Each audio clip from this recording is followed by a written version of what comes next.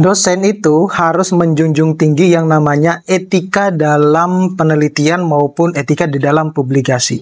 Nah, sayangnya kejadian-kejadian ini terus berlangsung selama kita berada di dalam lingkungan pendidikan ya, ataupun di dalam dunia akademik. Nah, mau tahu informasinya seperti apa? Tetap stay tune di channel saya, kita bahas ini lebih dalam.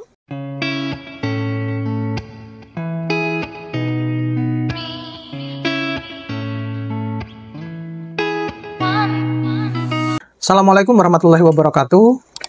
Kembali lagi dengan saya Bapak Ibu di channel saya. Nah, kali ini saya kemarin itu mengupload bahwa timelinenya itu kurang lebih berjudul terkait dengan etika publikasi maupun etika penelitian dosen. Saya menulisnya apakah dosen itu pura-pura tidak tahu atau memang tidak tahu. Tetapi saya yakin bahwa sebenarnya 90% atau bahkan mendekati 100 ya, 90,99%, 99,9%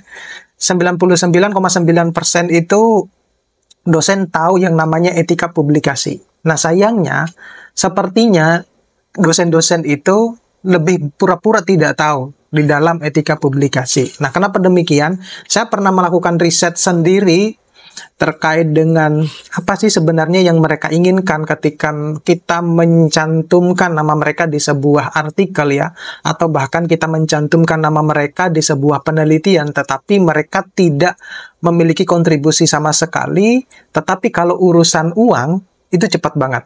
Nah, itu yang pernah saya riset ya di beberapa teman, di beberapa dosen.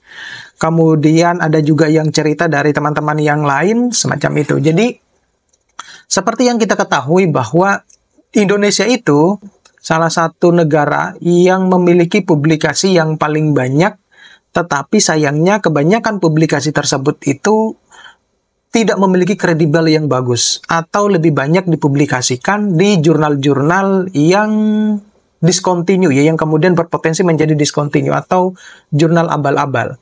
Nah, pada beberapa hari kemarin saya itu pernah mengupload juga video bahwa PTS-PTS di Jawa Timur itu berdasarkan informasi yang ada itu adalah penyumbang terbesar di tahun 2023 dan 2024, itu penyumbang terbanyak di mana dosen-dosennya itu banyak mempublikasikan artikel ilmiahnya di jurnal-jurnal yang abal-abal. Nah, itu jadi saya bahkan sampai teman-teman saya itu menanyakan bahwa sumbernya dari mana. Akhirnya saya kirimkan sumbernya dari sini gitu ya. Dan mereka baca sendiri. Nah, artinya apa?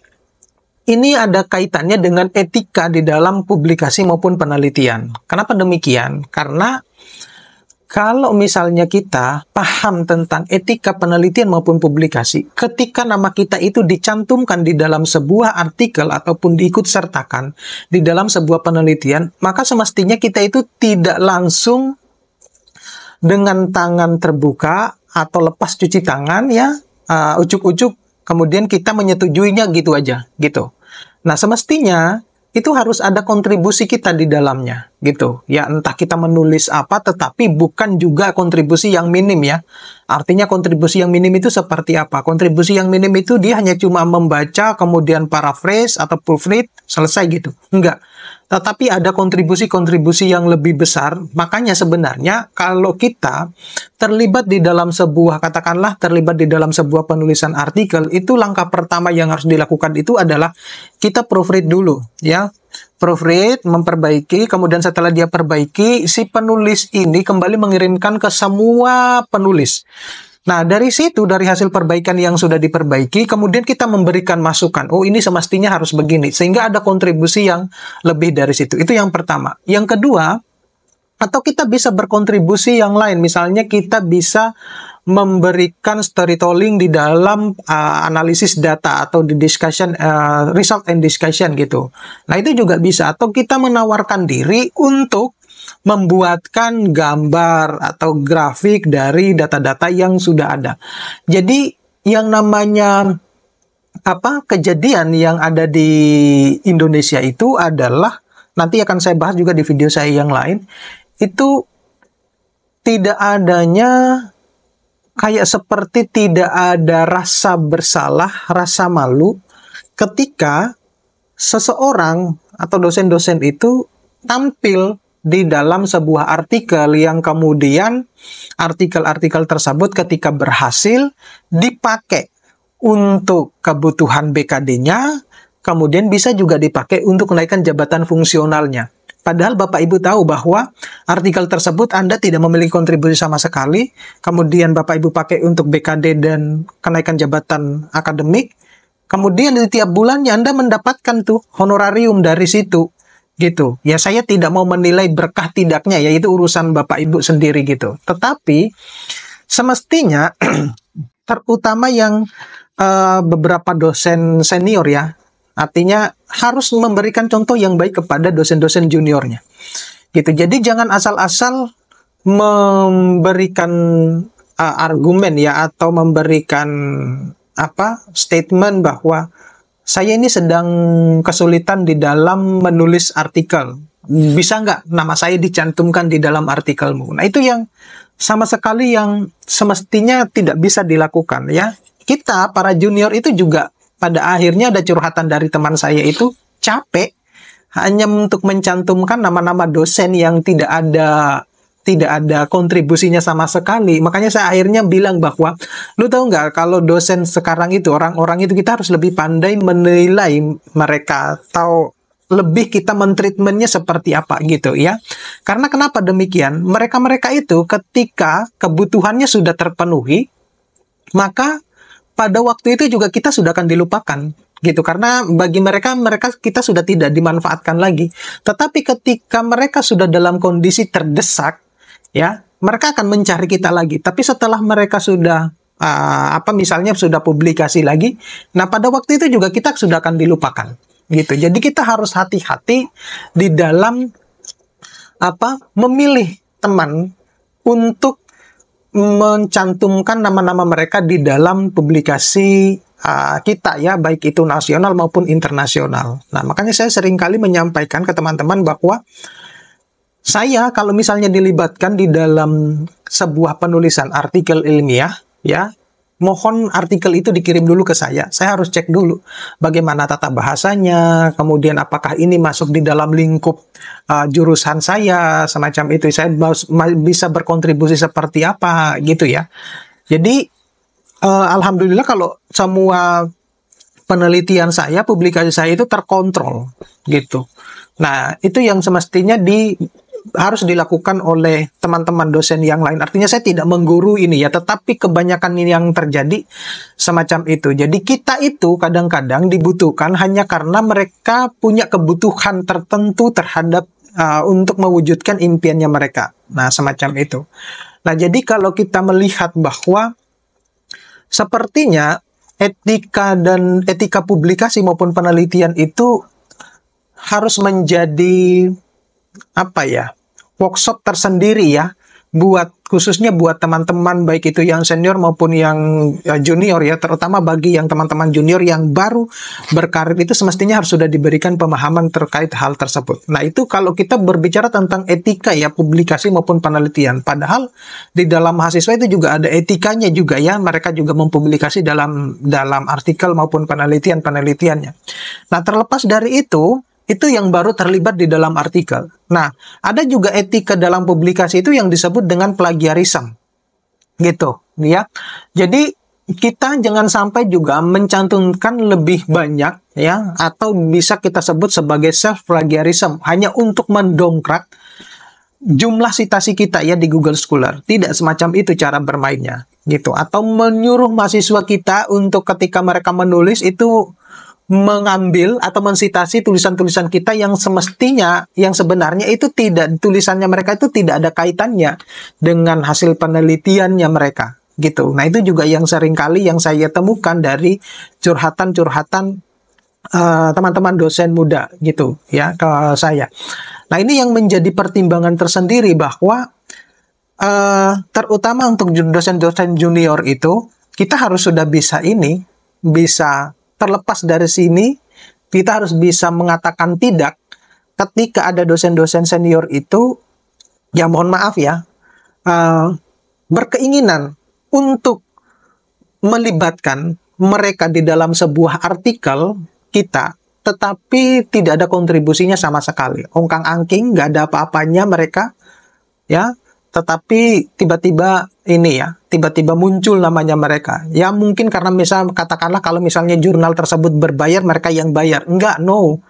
Bukan semacam itu, gitu. Kita itu kalau misalnya mau bayar pun, itu tinggal kita aja cari teman-teman yang lain yang mau berkontribusi, kemudian kita patungan bareng-bareng. Nah, itu juga bisa gitu ya. Jadi saya kira mindset ini harus segera dirubah terkait dengan ini. Terlepas dari sebenarnya banyak sekali kemudian kejadian-kejadian yang ada di Indonesia itu, mulai dari guru besar abal-abal lah. Itu cara-cara mereka karena budaya-budaya itu sudah mereka tanamkan sejak mungkin mereka menjadi dosen semacam itu. Padahal mereka tidak menyadari bahwa semakin ke sini itu perkembangannya semakin melesat gitu ya. Oleh karena itu, karena mereka terbiasa tidak pernah menulis, ketika mereka itu mengajukan ke jabatan akademik yang lebih besar, yaitu ke guru besar, ya jalan satu-satunya adalah mencari perjokian, artikel, ya.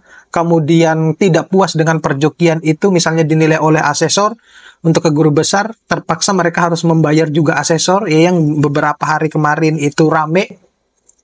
Kemudian juga harus membayar orang-orang dalam yang di tempat-tempat yang lain ya untuk mendongkrak karirnya gitu. Nah, itu adalah sebenarnya dia sadar tidak sadar dia sudah menciptakan budaya itu sejak dia menjadi seorang guru besar. Nah, dengan sebenarnya ya perkembangan teknologi artificial intelligence saat ini itu sebenarnya kita untuk mau menulis itu cepat sekali, tidak dibutuhkan sesuatu hal yang seperti yang dulu ya. Contoh misalnya saya, dulu kalau saya mengerjakan artikel itu, sebelum saya bisa menaklukkan yang sinta-sintaan itu, ya saya bisa menulis dalam satu artikel itu bisa 1 bulan, 2 bulan gitu. Nah setelah itu dari situ saya selalu belajar dari pengalaman-pengalaman bahwa bagaimana saya bisa menulis itu dalam waktu yang singkat untuk kemudian saya bisa publish di jurnal-jurnal nasional gitu ya.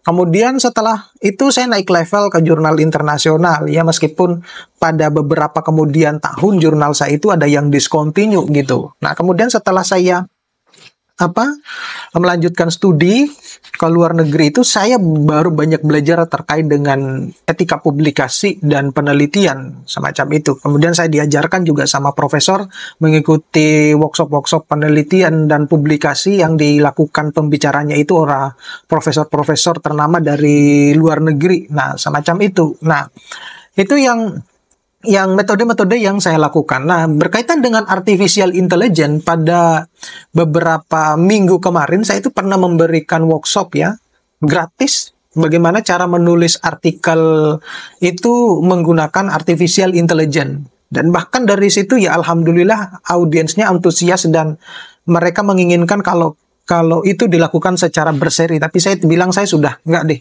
Sepertinya dari situ saja itu saya melihat dari seksama itu hanya effortnya mereka itu ya udah hanya sampai sebatas itu.